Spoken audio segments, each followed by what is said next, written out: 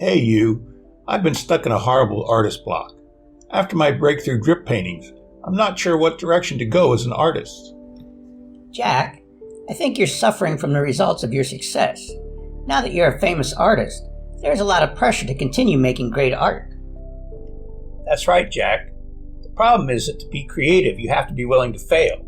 In fact, failure is probably one of the most important aspects of being creative. Now that you've experienced so much success, I think you are afraid you might fail with your new artwork. Oh, hi guys. We're trying to help Jack get over his artist block.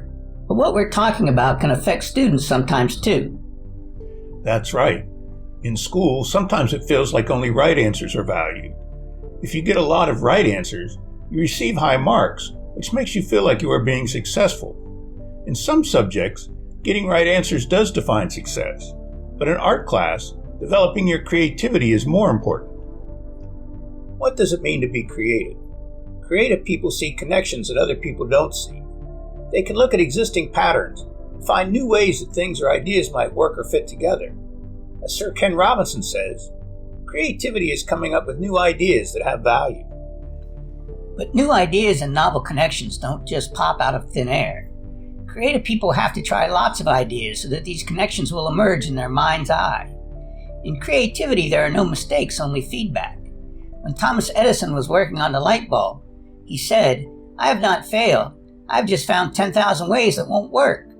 Jack, let's show these art students some ways that creative people think, and maybe it will help you too.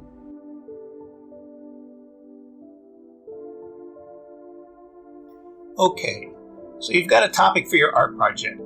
What do you do now? You need some process for turning your ideas into visual form. How should you begin?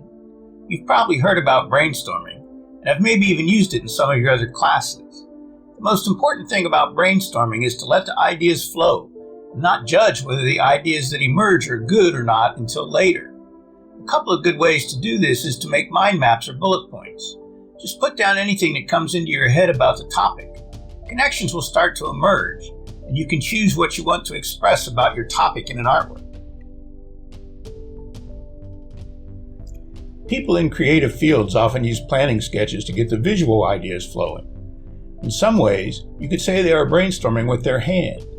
This allows the logical, judgmental part of your brain to quiet down, and let other parts of the brain take over. All types of creative people use planning sketches. Animators, fashion designers, fine artists, graphic designers, game designers, architects, industrial designers, comic book artists, even tattoo artists. The important thing about planning sketches is that they are meant to be simple and sketchy. When you are doing planning sketches, you should work fairly quickly to get into the creative zone. There is no need for your eraser. If you don't like where one sketch is going, just start another. Erasing is a sure sign that your judgmental brain is trying to take over. Sometimes, since we've been told all our lives that mistakes are bad, it is really hard not to erase the evidence of something we don't like. But in order to develop your creativity, you have to ignore that judgmental brain and just push forward. Happily, in art you get credit for all those visual experiments, the good, the bad, and the ugly. Trust me, when your teacher looks at your sketchbook and sees lots of visual experiments, they will know that you are really developing your creativity.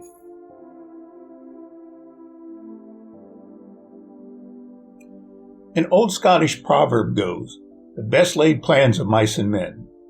This means the best plans always change in the course of their implementation.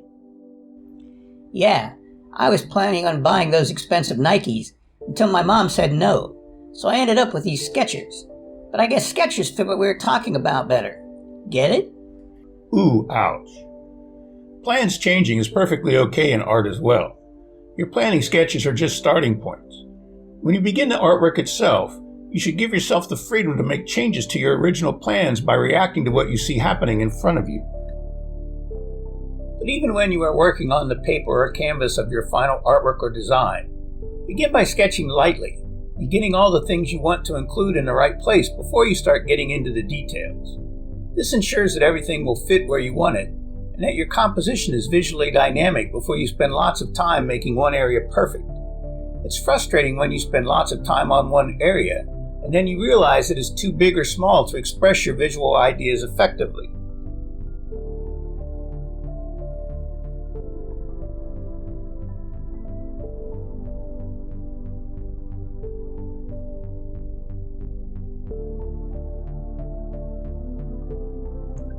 Sketching isn't the only way to plan artwork. Artists and designers use collages, models, and digital images too. But these are meant to be starting points as well. The final project will be the result of all your efforts, and each step of the process is important. Thanks, guys. That was good advice, and a helpful reminder about the creative process. I guess a lot of creative artists use that approach. But not only artists, Jack. Engineers, scientists, mathematicians, musicians, virtually anyone who needs to be innovative should learn how to think this way. The world needs people in all fields who can find creative solutions to both old and new problems. So remember, in art there are no mistakes, only feedback. Get out there and be creative. See you next time.